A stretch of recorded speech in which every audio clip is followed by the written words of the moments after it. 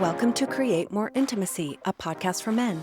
I'm Elisa Stoddard, and I help successful men stop chasing sex and start building real connection so they finally feel close, connected, and wanted again. There's a moment right before it happens. You know the one. It's where your jaw tightens or your chest goes hollow.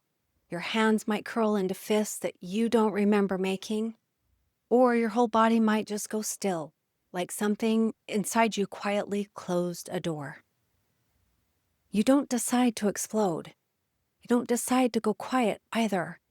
By the time you notice what's happening, you're already in it, already raising your voice, or already gone somewhere behind your eyes where she can't reach you anymore.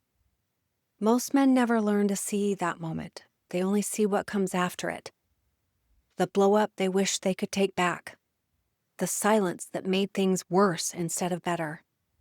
And because the moment itself is invisible, it feels like something that just happens to you, like weather or something that you have no say in.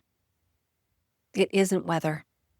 It's a pattern with a beginning and a middle and an end, and there's a window in there about 15 seconds long where something else is still possible. This episode isn't about a fight you had last week or a specific thing that your wife said to you. This is about the 15 seconds themselves. What's actually happening in your body during them, why they split into two completely different directions depending on the man, and what it would take to stay present in that window instead of losing yourself to one side of it or the other. Welcome to episode 70, the 15 seconds that decide everything. When something threatening happens in a conversation, and I mean threatening your nervous system, not necessarily threatening in any objective sense. Your body has to make a decision fast, faster than you thought. And it only really has two doors available to it. One goes outward. Your body floods with energy. Your heart rate spikes. Your muscles prepare for action. This is the explosion, the raised voice, the sharp comment, the door slammed, the point that you have to make right now before you lose the chance. It feels, in the moment, like you're taking control, like you're finally being heard. The other goes inward.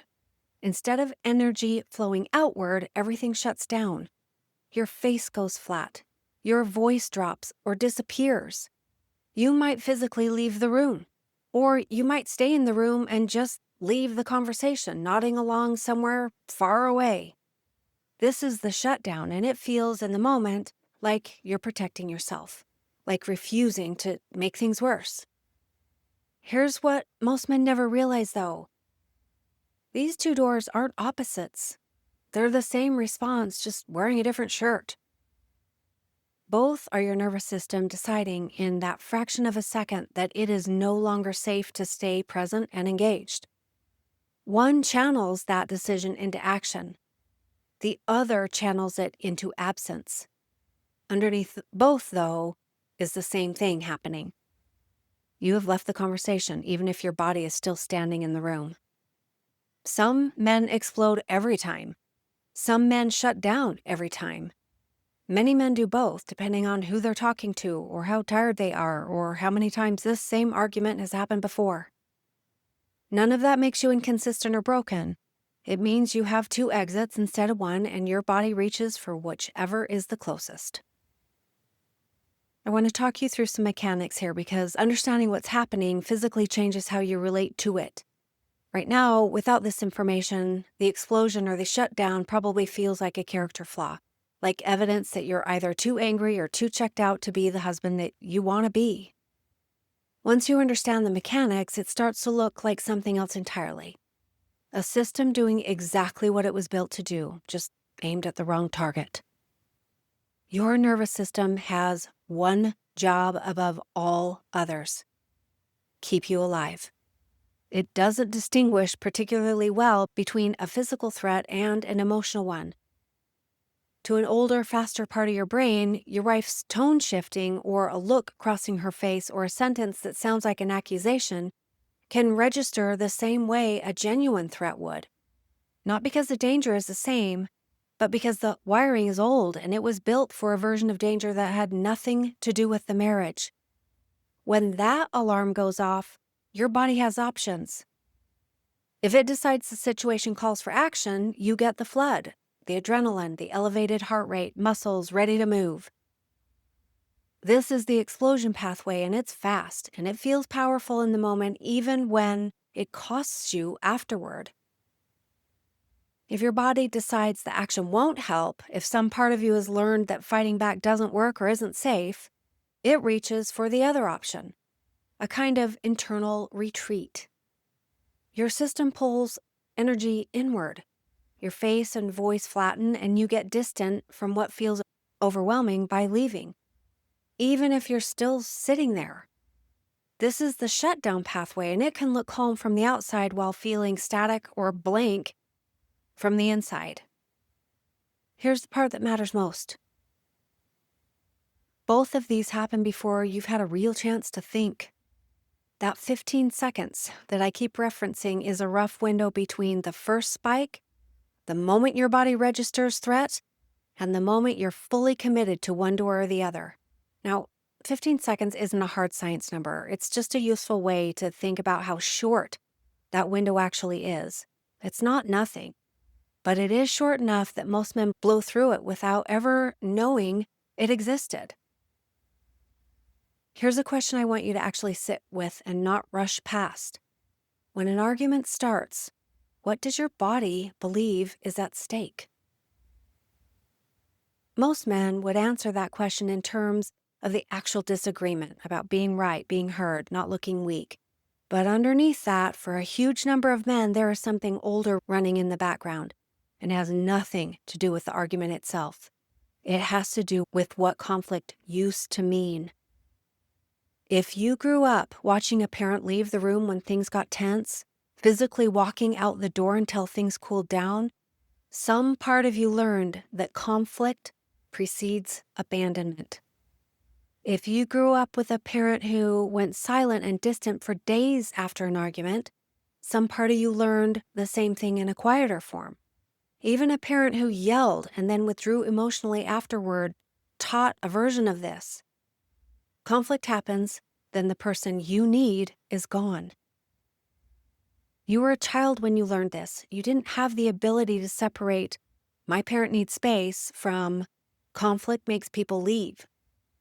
Children don't process nuance that way. They process survival, and what got encoded wasn't a reasonable insight about adult relationships.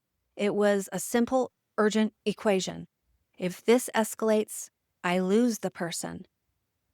That equation doesn't disappear because you grew up. It doesn't disappear because now you're the one married, the one providing, the one who looks from the outside like a grown man handling his life. It sits underneath your nervous system's threat detection, and it activates the moment conflict starts to build with your wife, even when nothing she's doing or saying has anything to do with leaving. This is why an argument about the dishes or a schedule or something she said at dinner can suddenly feel like far more than the argument itself. Your body isn't only reacting to the disagreement in front of you. It's reacting to an old, unresolved fear that this is how people disappear. This isn't a flaw specific to men who've had unusually difficult childhoods. This is close to universal. Almost every man carries some version of this equation learned from a parent who fought loudly and then left, or fought quietly and then went cold, or avoided fighting altogether and taught you that conflict itself was dangerous simply because of how carefully it was avoided.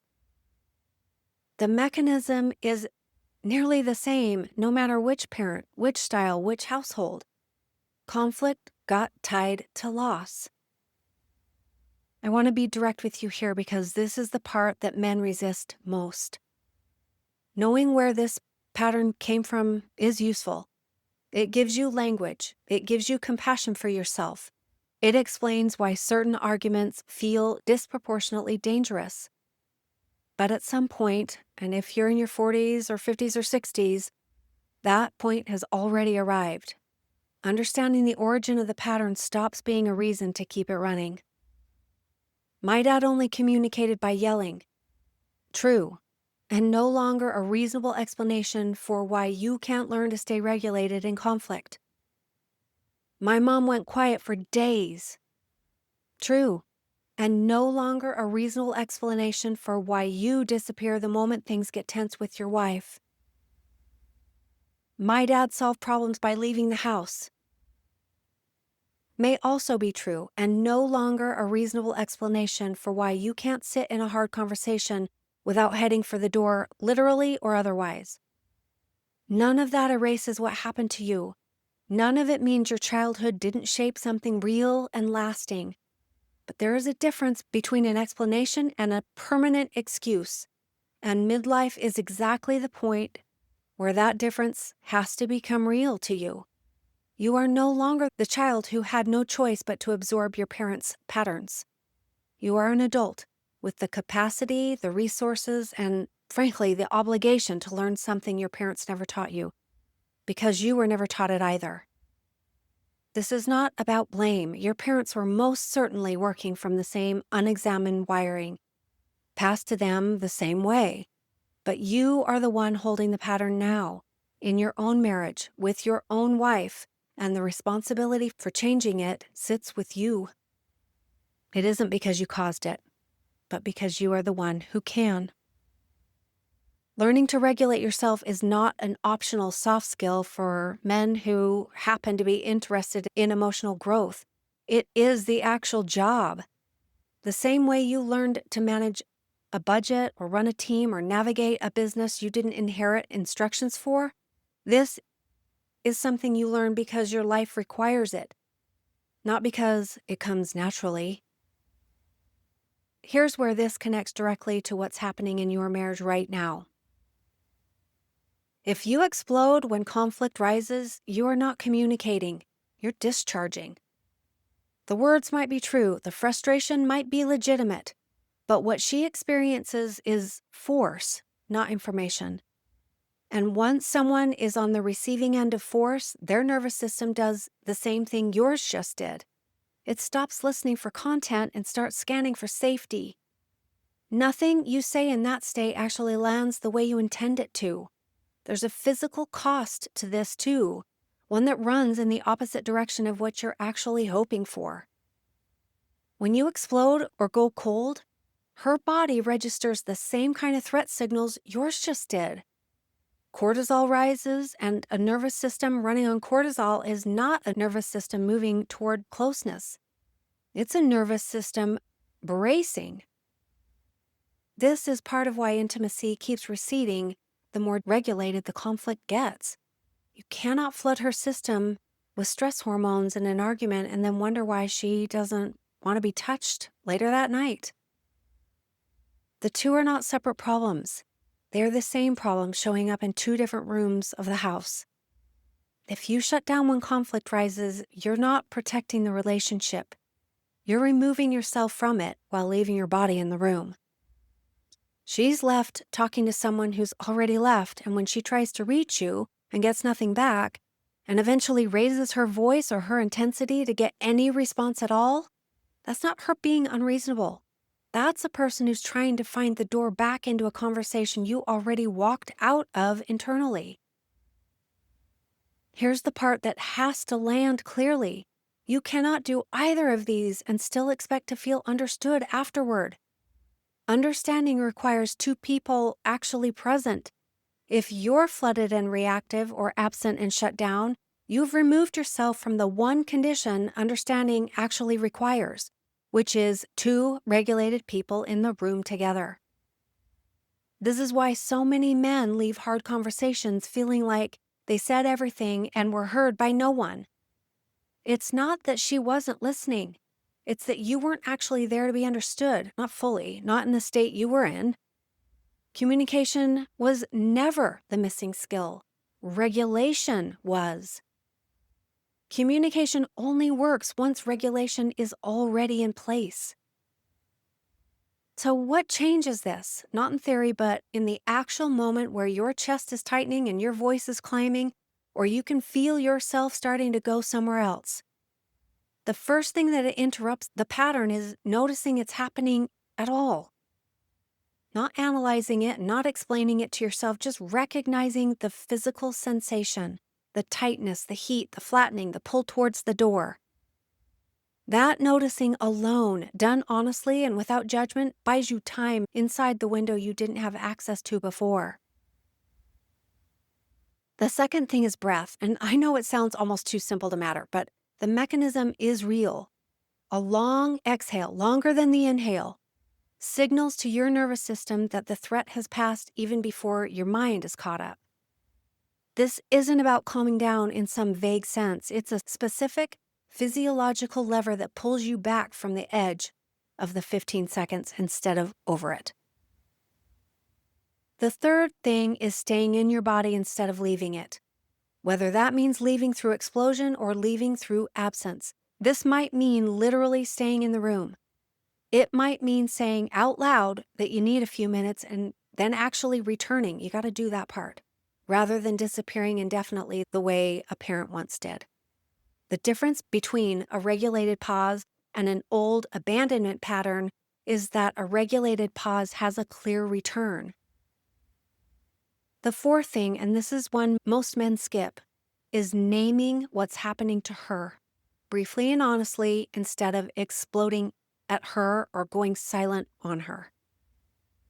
Something as simple as telling her you're feeling overwhelmed and need a minute is not weakness.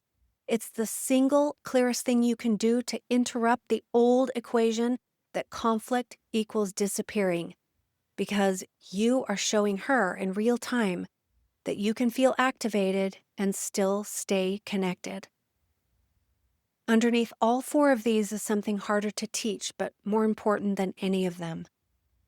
The willingness to be uncomfortable and stay anyway, not because you've mastered the discomfort, but because you can hold on to the fact that she's a person too, with her own nervous system doing its own version of what yours just did. She's not the threat. She's another human being who is also flooded or also shutting down or also scared that this is how people leave. Regulation isn't just about managing what's happening in you. It's about staying human toward her while it's happening. None of this is about becoming a different personality. It's about learning to stay present in a window that used to close before you even knew there was a window open. That's the actual skill. Not becoming calmer as a permanent state. Learning to recognize the 15 seconds while you're inside them and choosing again and again to stay instead of leave. I want you to think honestly about your own pattern. When conflict rises with your wife, which door do you usually reach for? The explosion or the shutdown? And underneath that door, what old equation might be running? The one that learned a long time ago that conflict meant someone was about to leave? You didn't choose that wiring, but you are the one who gets to change it now. If you want help actually building this skill, not just understanding it intellectually, but learning to recognize and interrupt those 15 seconds in real time, that is exactly the kind of work that I do with men. Join me for a free webinar, What She Stopped Saying, on September 10th at 2 p.m. Pacific, 3 p.m. Mountain, 4 p.m. Central, and 5 p.m. Eastern. Or if you're ready to talk about your specific situation now, you can book a 30-minute relationship clarity call. You can do both at elisastoddard.com. Either way, you'll leave with more clarity than you came in with. Take care. We'll see you next time. Thanks for being here. If something in this episode hit home, don't forget to subscribe and leave a review. It helps more men find the support they need. And if you are ready to get help or take the next step, you'll find the link to book a free call in the show notes. I'll see you next time.